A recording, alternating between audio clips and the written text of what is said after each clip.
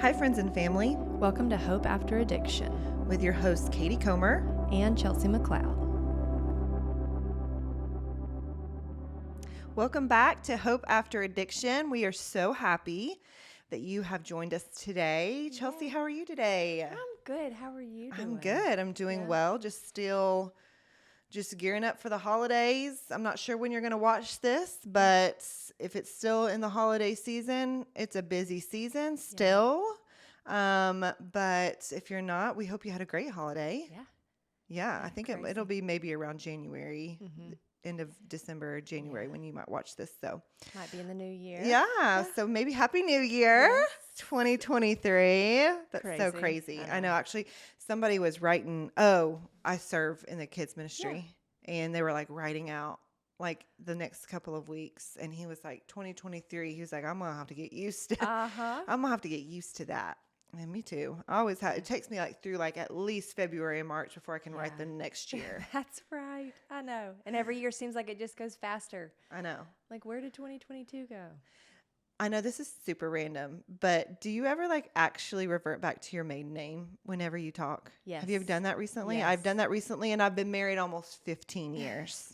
You're like, wait a minute. Somebody asked me my name, and I go, Katie Just kidding. Comer. I know it's so random, but it reminded me of like switching over. Writing, yeah. And I was like, I almost told them, but I didn't know them that well, so they probably thought I would be weird. But I just was like, I just about said my maiden name. Hey, it sounds like it was pretty graceful, though. 15 years. That's crazy.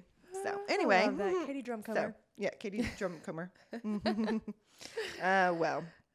Well, good. I'm glad that you're back with us. I'm glad y'all are back with us. Yeah. Today, we are talking about triggers. Oh, fun one. Yeah, it's not real fun. No. But it's another daunting one, like trust was daunting, and needed. And so is triggers, because honestly, I was talking to Chelsea about this. It's been a while, I will admit, and it's a good thing. Yeah. It's been a while since I've had like a trigger.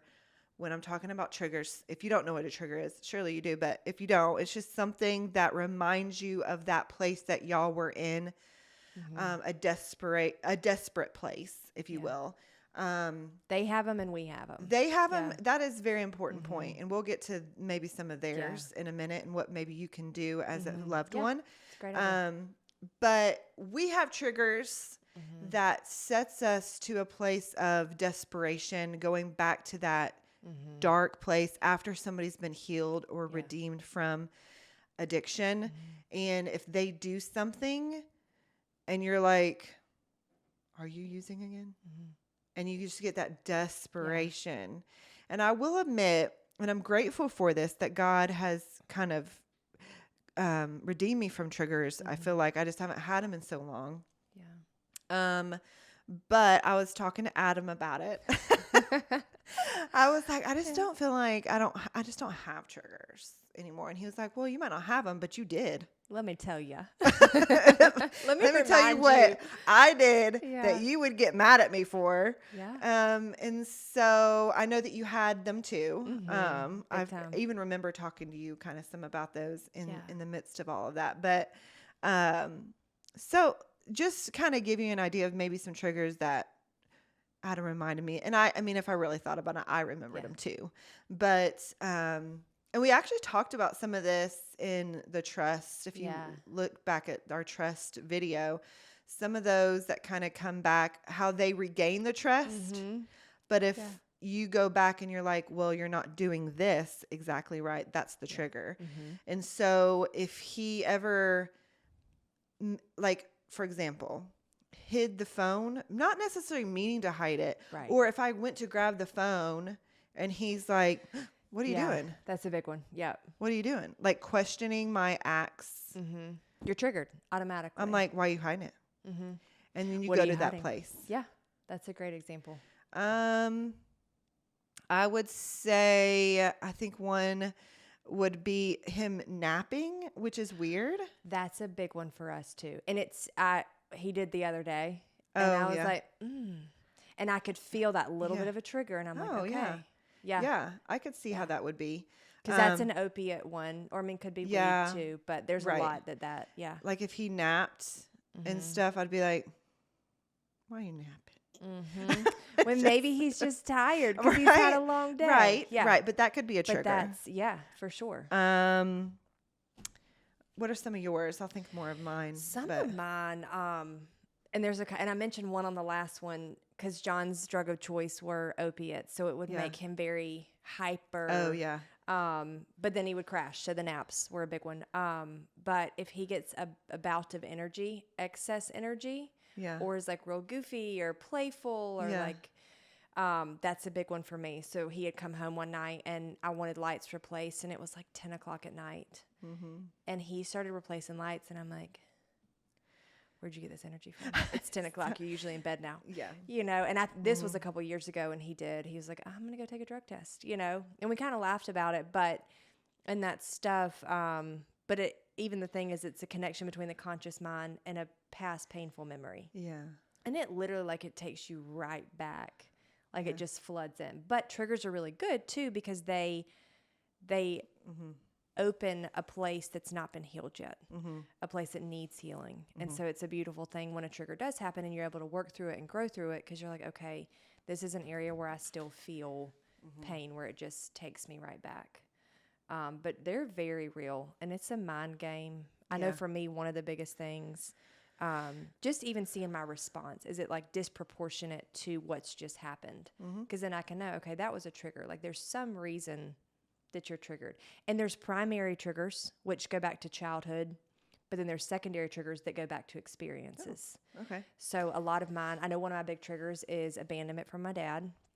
Worked through for a long time. So, you know, we'd have the weekend together and John would be like, hey, I'm going fishing all day. And I'm like, and it would trigger me because I felt abandonment. Not that it was, I thought he was going to get high in addiction, but it was a trigger to my abandonment. So it was a stone in my heart. And I'm hearing on the phone that stone of, he's abandoning you today.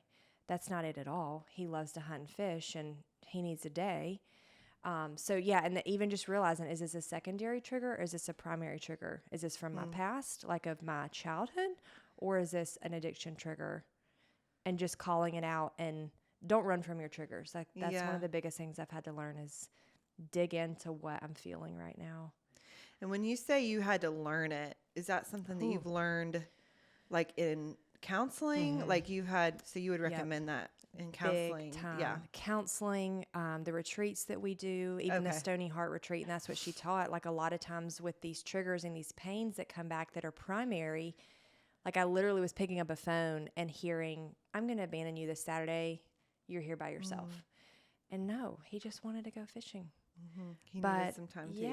Yeah. But even like calling those out and triggers of, like napping's a big thing. And so call it out, but also fight triggers with truth. So let's say it's a Sunday afternoon. He had a crazy weekend and Adam's sleeping. I have to go to, okay, this is a trigger. Is this he's getting high trigger, or is this, you know what, he woke up at 3 a.m. this morning to get an intake in and he's just really tired and it's normal to have a Sunday nap. Okay. So it's calling out the trigger, but also fighting it with truth. And I know for me it takes, and I still will do this stuff, but around our property, John had built me a trail. And that's where I would go and walk and talk with Jesus. So when I was triggered, one of the things, and this seems crazy, but just grounding myself, I'm like, I'm here. My feet are here. You're okay. You're going to be okay. Because even after John's overdose, I went through severe triggers, trauma, PTSD, severe anxiety. And I would have to do that stuff. It's like, you're standing here. You're okay. You're going to be okay. And then I would go walk in our field and I would talk to Jesus and he would calm me. And it's also the prayer of, God, show me if this is just a trigger or if this is discernment you're giving me. Because that's the question we have. Yeah. Is this true? Is this real? Is he using again? Or is this just trauma from my past of a trigger? And so God would always reveal it to me and be like, Chelsea, you're just triggered right now. Or this is something you need to pay attention to. So they're hard. Like I went through some really tough triggers for a long time. Yeah. So when you're dealing with those triggers, do you communicate those always to John? Mm-mm. Or do you just internalize them and talk through them? That's a really good question, because I'm learning to communicate those, because he reads me very, very well. And so there's actually like 4 trigger responses: fight or flight, which we all hear about. And there's a fawn and there's a freeze. So some people go into like codependent mode. Let me start searching everywhere to see if I can find it. Or fight or flight, like you just jump and you leave. Fawn is just a kind of like, I just get down and hide. But I'm a very much shut down and like completely push you out, because it's a self-defense mechanism for me. Because if I feel like I'm going to be hurt again, I like put my hands up to you. And so for a long time, I would let them spiral. And John, but he knows me very well. Yeah. And so he's like, face. Oh, he does. And if y'all don't, I have like shoulder Tourette's, which Katie, our producer, knows that. But when I get nervous or anxious, my shoulders, like, they twitch. Yeah. So John will be like, what's wrong? And I'm like, nothing, I'm fine. He's like, your shoulder's going crazy. So he reads me. Yeah. But he's learned to be like, all right, Chelsea. And he wants me to come to him. I was talking to a girl this past weekend. He gets frustrated when I don't communicate it. And I'll go a roundabout ways to be like following him or checking up on him. And he's like, just come to me. Say, hey, you know what, babe? That nap triggered me. And let's talk about it. Like, and every time I communicate that with him, it's squashed and it's put to rest. And he'll explain like, hey, I woke up at 3 a.m. to go hunting. I've been working 7 days. Like, I was just tired. Yeah. And communication is everything. So you don't always communicate, but you're saying you should communicate. You should communicate. Yeah, because that's one of the things I had written down. I was just to encourage you all to have that conversation with your loved one of, you know, this is really bothering me. And what can we do to remedy? Because I want you to be able to nap. I want you to be able to feel free and, you know, I don't know, whatever it is that triggers you. But to have that conversation with your loved one saying, but this is really bothering me. Yeah. And talk about it. And so just talk about it. I was just curious to know, especially with all of the counseling that you've done with all of it. But if you felt big. that was needed. And not that he doesn't get upset sometimes. He's like, I mean, I can't even nap, you know? And I'm like, yes, you can, but this is just, and he's gotten so much better about being like, I get it. Like, I used to just fall asleep sitting up, and that was a huge trigger for you. So I think it's all in moderation. But my thing is, if I don't communicate it, it begins to spiral, and like the tornado goes from here to here. And then it's a huge you internalize trigger. it. Because I don't talk about it. And it just gets worse and worse. Where if I can just say, hey, I'm struggling with you putting lights up at 10 o'clock at night. Just let me know you're okay. And it squashes every bit of it. Yeah. But when I don't communicate it, it's an internal battle. I mean, it's that internal mindset that just drives me crazy. Yeah. If I can think back to my triggers when I would really get upset, like, what did I do when I was triggered? I mean, I did, like you said, I would internalize it, and I would get upset. I would get mad, and I would go down this rabbit hole. Okay. Well, now what do we do now that he's using it? Yes, absolutely. And you go to the worst case scenario. Yeah, like you jumped from here to there real quick just because of this. Yeah. You know, just because I flinched when you grabbed my phone. Right. Yes. Yeah. You know, I mean, and so saying all that, that's very normal. And we want you to feel, when you're listening to our podcast and we're talking about these triggers or whatever topic we're talking about, we hope that you find some sort of comfort in that. You're not crazy. I'm not crazy for thinking that it's like he's taking a 2-hour nap. Yeah. Yeah. Or he flinched when I grabbed the phone. He's using again. Yep. Like, or you're he's not going crazy. To his truck at night. Like, there's so many things. That was another one I just thought about. John would go to his truck or the outbuilding all the time, and I'm like, what are you doing at night? But like, you're not crazy for having these emotions and these thoughts. So just communicate. I think that would be a big one. You're not crazy. No. And we hope that you find some hope and some peace through some of these topics we're talking about, because you know you're going through them. But also being able to communicate to your loved one about what's really bothering you, so that way you can kind of lay it all out on the table and see if there's anything that they can do to like help in that. Yeah. And I know especially early on in Adam's recovery, he was always willing to take a drug test. And I know you've mentioned that with John, like always willing to take a drug test, to prove his innocence. And sometimes that just might be what it takes. And it's okay to have triggers because you're setting those boundaries and stuff. But eventually, just like we talked about trust, it's okay to have the triggers, right? It's a natural thing and that you're going through. But eventually, as trust begins to happen in your relationship, those kind of fade away a little bit more and more and more. And not saying you're never going to have one. Right. But they begin to fade and fade and fade because you begin to trust that person. So that doubt kind of goes away. And they, like Katie said, we'll talk about, the ones that are struggling. And hey, outside of addiction, we all have triggers. Like I talked about the abandonment from my past. Like, I don't care who's listening to this. You have triggers. Something in your life. Yeah.